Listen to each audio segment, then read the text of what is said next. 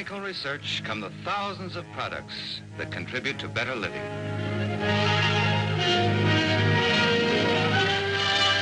The DuPont Company, maker of better things for better living through chemistry, presents the DuPont Cavalcade Theater, dramatic stories of people who were a part of the Cavalcade of America.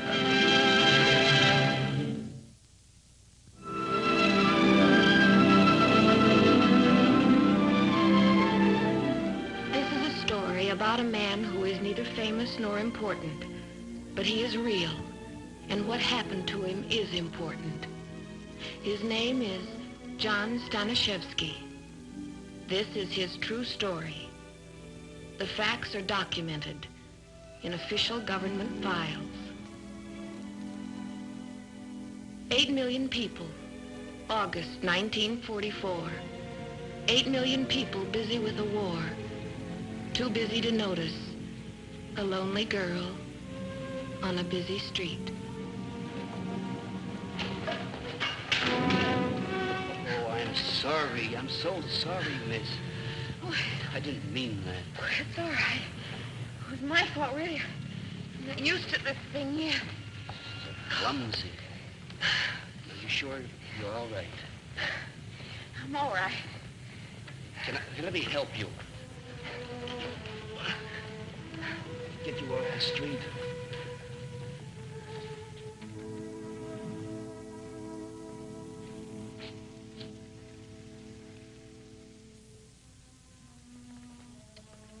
Well, I've seen them leave the place like that, but I've never seen anyone carried into it. Are you sure you're all right? Yeah, I'm fine. Sure. I'm all right. I knocked her down. Can you imagine? So clumsy. I bumped into her and knocked her down. Ah, it's a lot nicer in here than out on the hot street. And you both look warm enough to welcome a cold beer. Huh? Okay. Yeah. Come along.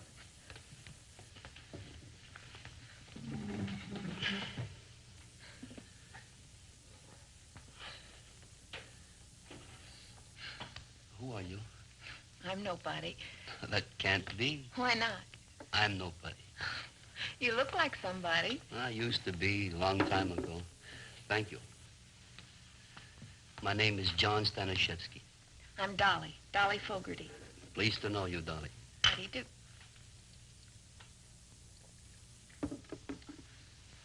You always use this, Dolly? I have a bone infection in my foot. It doesn't seem to want to get well. That's too bad. Mr. Stan... John, why aren't you somebody anymore? Seems I'm a man nobody wants. What does that mean? Means I'm a man without a country. You know, a stateless alien, they call it. I've just been released from Ellis Island. That's where I've been the past couple months. Why? What have you done? Nothing, but this has been going on for 7 years, you know, in and out of Ellis Island. Well, I don't understand. Well, Dolly, it started a long time ago. I'm a seaman in the Merchant Marine. But when I first come to this country as a boy, they stamped my shipping papers American, you know, because I spoke English. And I thought, that's enough. That made me American. Well, aren't you an American citizen? No, I found out later that I wasn't. And I made one big mistake by swearing I was. So they said I committed perjury and put me in jail for 1 year. Well, you're out now. Can you apply for citizenship? No use. Well, but it was a mistake. You didn't know. I was convicted. That's all law cares about. I don't believe that. I believe the law's designed to help people, not to harm them. Well, what are you doing now? I'm sailing ammunition runs now, you know, carrying troops back and forth. They call me Indestructible John because I've been torpedoed so much. You've been on ships that were sunk? 6 times. And for this, Dolly, they say that maybe when the war's over, they won't deport me. Oh, of course they won't. You'll see. They'll straighten everything out for you. I don't know. One little man. There's so many people in this big country to keep track of. One man can be so easily forgotten or lost. There must be something we can do. We? I'd like to help you. I don't think anyone can help me. Will you let me try? You have so much trouble of your own. I should help you.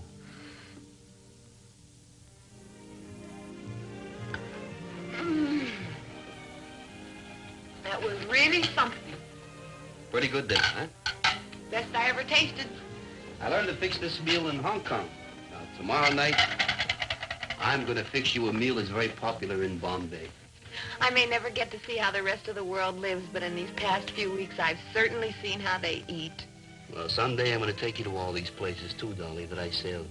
And it's such a big world. It's so wonderful and strange, too. Now, first, I'll take you on a trip. Nah, it's no good. It's all right to dream, John. When the war is over, no one will care. I'm caught for the rest of my life. That's not true. You have as much right to live in peace and dignity as anyone else. No one will want me. No one. I'll want you. Always. And I'll always need you. Do you know what you are saying? Yes. I'm asking you to ask me to marry you. I know I'm handicapped, but I have a dream, too, and a belief. Together we can do anything. Dolly, I can't ask you to marry me. I can't. They may throw me in jail again, or maybe even deport me, Dolly. No, they can't. You're a war hero, and we'll never let them forget that. Dolly, you have so much strength. Faith. But first things first, and what you need first is a good Irish wife. Well, you haven't asked me. Dolly. Dolly. Yes.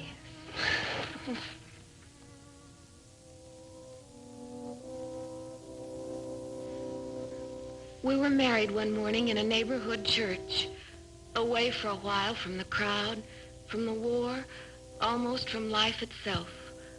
Our only tie to the roaring city was Father Dunn and Mr. O'Shaughnessy from the little bar, the first links in our chain of hearts.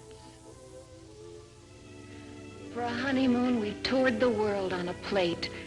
Every meal was a strange and exotic dish, and while we ate, John drew word pictures of the cities beyond the sea. But one day,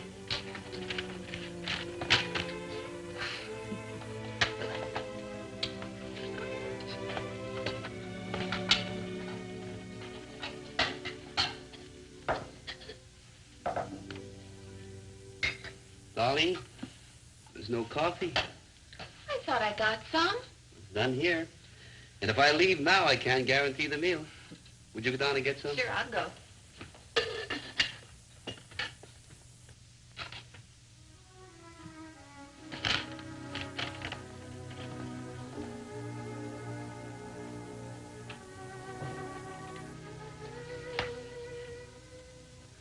John, give me the cane. You know I can't walk without it. You can, Dolly. The doctor says your leg is well and you can walk. But I can't. Dolly, believe me, you can.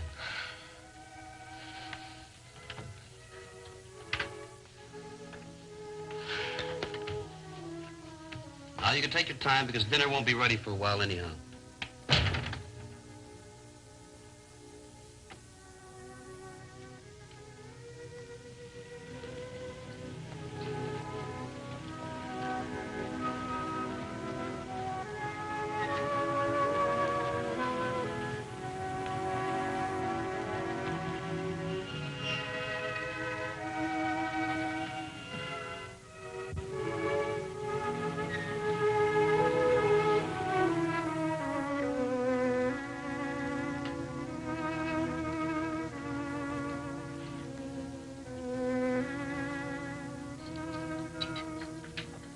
Well, that didn't take long, did it?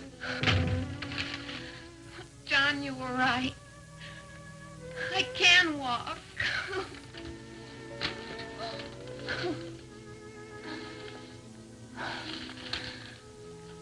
All I need is Your love.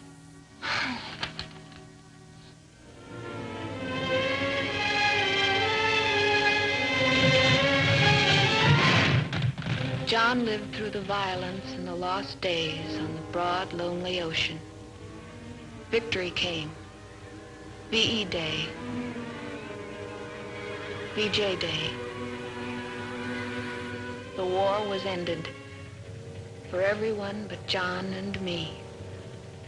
Our war was just beginning. Okay, next. Stanishevsky, John. Step out. Let me have your papers, Stanishevsky. What's this? It's my sailing permit. It's expired. Where are your other papers, your discharge papers, sailing orders? Well, I don't have any other papers. You see, they were lost. Lost? Yeah, at sea when my ship was sunk. You're an alien without papers, Stanishevsky. You can't go ashore. Well, now, look, if I could go ashore, maybe I could get some papers. Sorry, it's against regulations. This man mustn't leave ship. Hey, wait now. My wife, we live here right in the city. I fought for this country. You'll have a fair hearing, Stanishevsky. When? That's not my department. We'll get word to your wife. I'll see to it.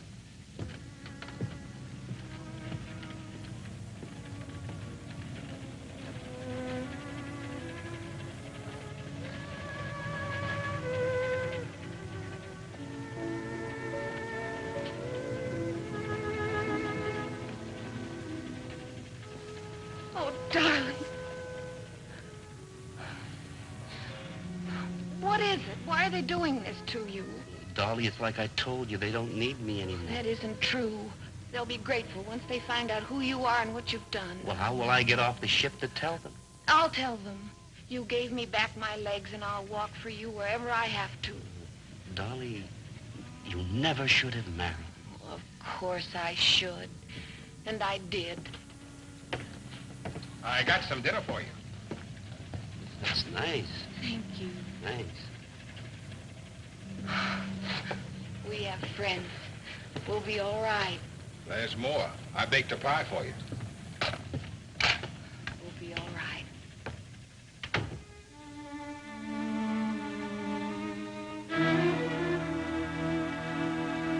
For the time being, Mrs. Stanishevsky, your husband will have to keep sailing back and forth across the ocean. He can't get off the ship.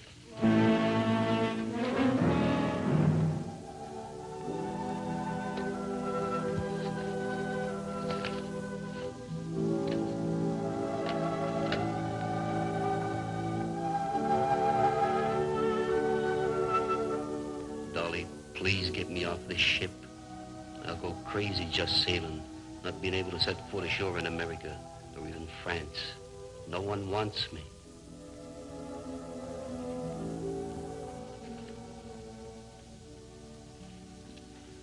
I can't get him off the ship, but I can help him get a hearing. Thank you so much. Of course, you understand that if it goes against him, he'll be confined to Ellis Island until the deportation hearing. Ellis Island? You mean he can't stay home with me? I'm afraid not. It's the law. The law.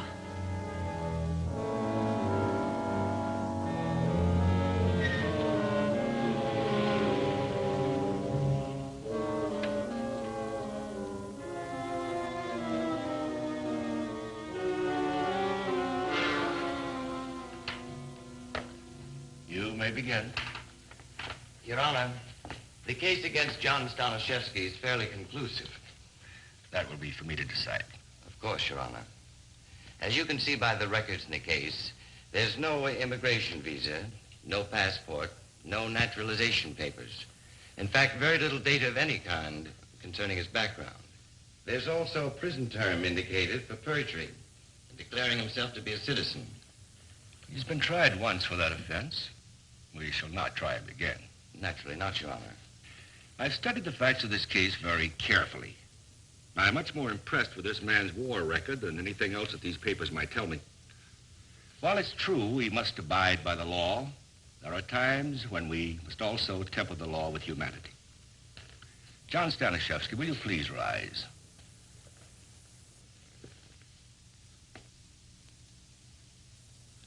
What do you have to say for yourself? I am an American. What do you wish done with this man? He's being detained pending a deportation hearing. Born in Poland, they don't want him. Lived in Germany, they won't take him. Last point of embarkation, Cherbourg, France. They have no reason to admit him. We're studying the case, Your Honor, in an attempt to get him admitted to one of these countries. I'm most concerned over the helpless status of this petitioner. He's a human being who has a right to be someplace other than aboard a ship which for him never reaches home. Until the place of deportation is decided upon, I order John Stanishevsky's release.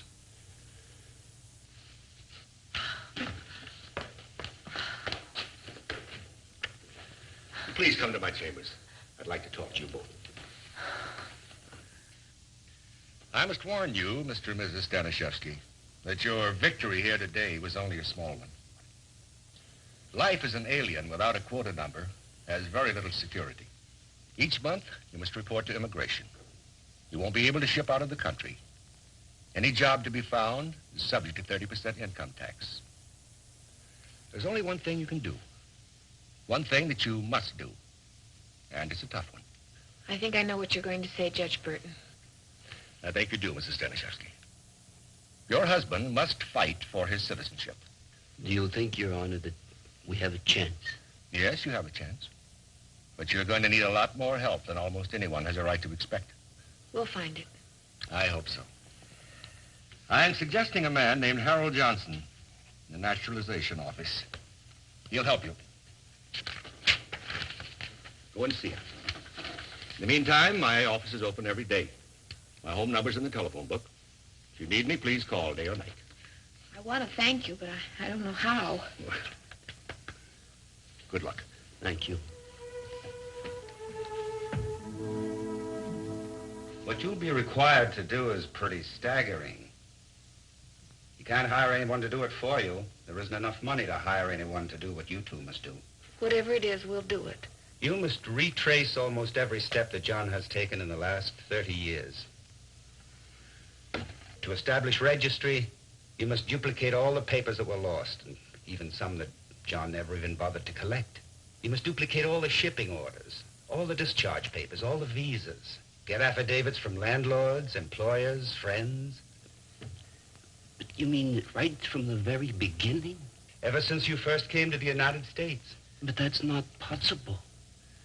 We'll do it.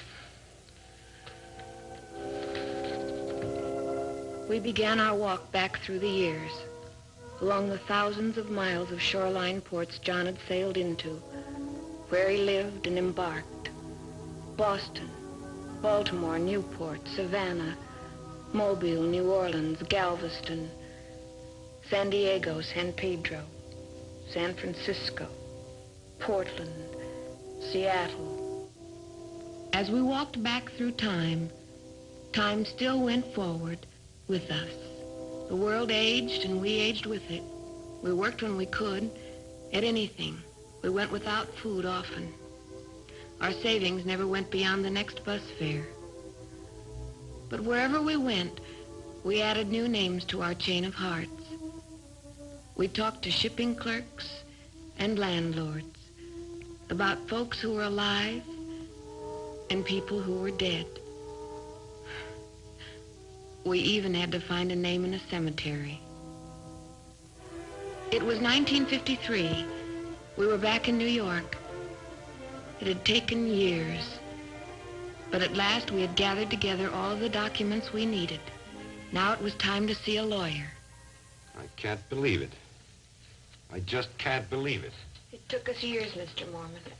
Sometimes we almost gave up. It took so long. That's the incredible part of it, really. If it had taken you less time, all this would have been valueless. You see, until this year, there was a law. No deportable alien could ever be a citizen. There's been an amendment to the law. It's possible now. Mr. Johnson didn't tell us. I know why he never told you, or I can guess. No just cause is hopeless. If he had told you about it, he might have given up the fight. Now we're in business. Mr. Mormon, about the money, I must tell you that we're not... Later, when John sails again. Thank you. That's very nice. You're very welcome. The next heart in the chain belonged to a top immigration official. I can't believe this, Mr. Mormon. You must have had a network of very efficient staff members to compile such a volume of data. Well, your compliment is misdirected, sir. I had nothing to do with it. Mr. and Mrs. Stanishevsky did it themselves. Why, that must have taken at least 5 years. 8. I'm recommending you for a final hearing. But I must caution you. There's always delay. With this amount of material, it may take a year or more. We've lived with delay. We'll wait.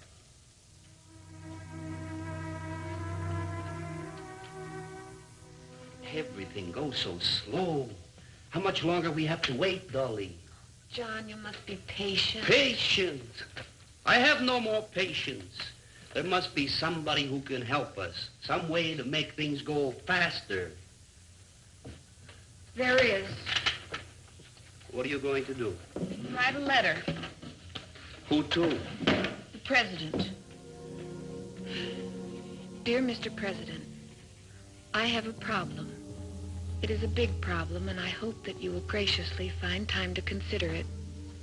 In the last 8 years, my husband and I have worked tirelessly with the Immigration Department. He has received a recommendation for citizenship, and a naturalization date was to have been set. There's been a delay. Why, we don't know. John has served this country well in the war. He was a seaman and carried troops and ammunition. He cannot sail any longer because he has no papers. I'm sure that with just one word from you, we could find the happiness we seek.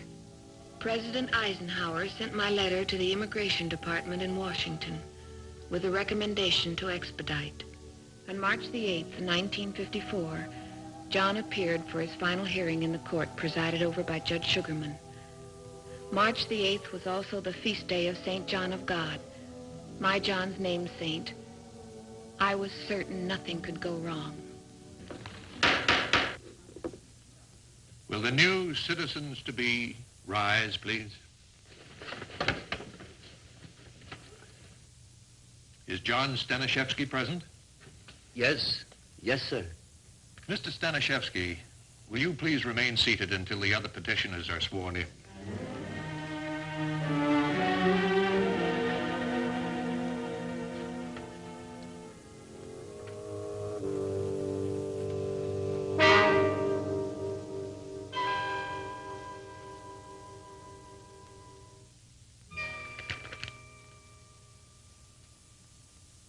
Please rise.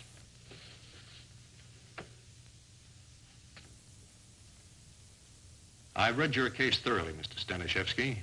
I should like to ask you only one question. Why do you wish to become an American?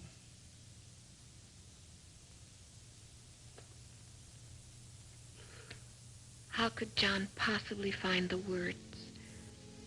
How could he say that despite everything that had happened to him, through all the years of struggle and despair, he had found the heart of America?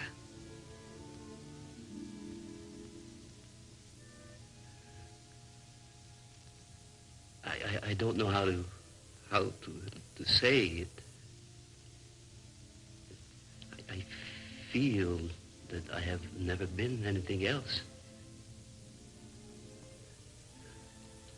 I am an American. Petition granted.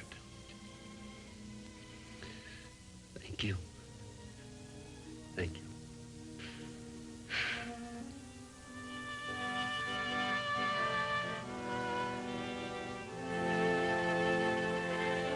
And then my John was sworn in as a citizen of the United States. Not as part of the crowd, but alone.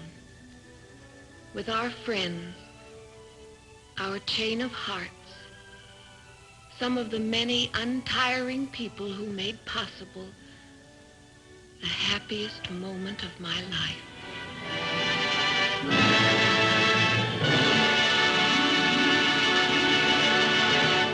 And now, here is this week's story of DuPont chemistry.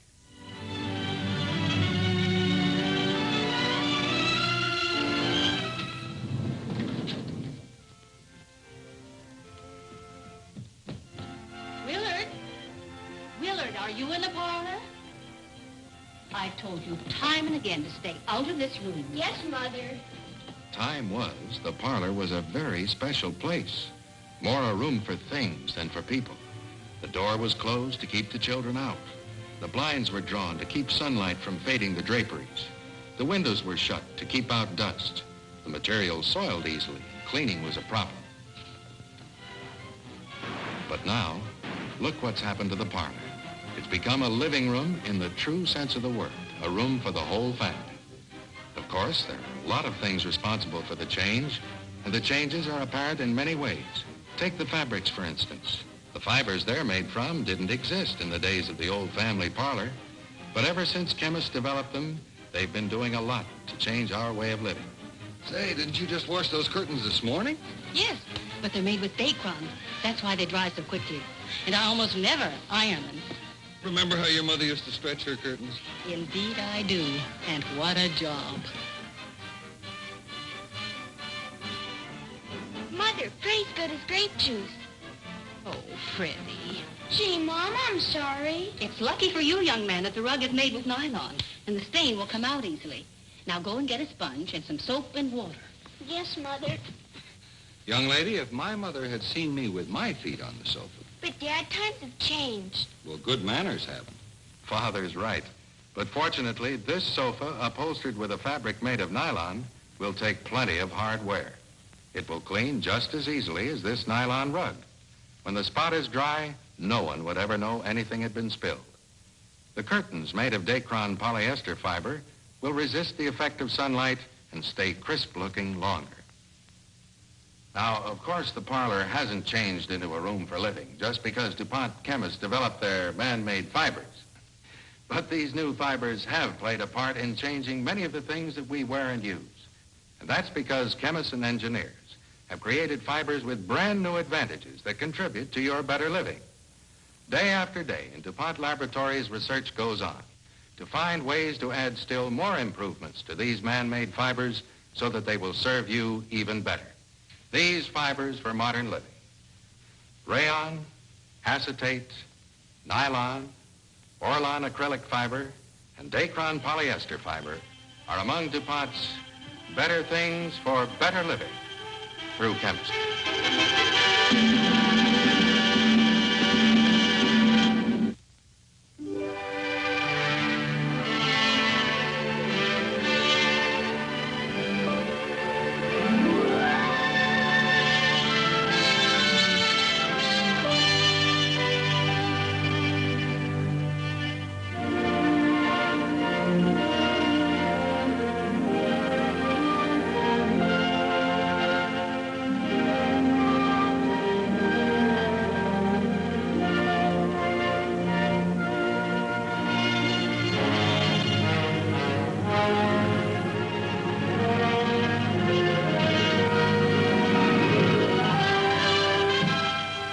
We invite you to be with us again next week when the DuPont Company of Wilmington, Delaware will again present the DuPont Cavalcade Theater.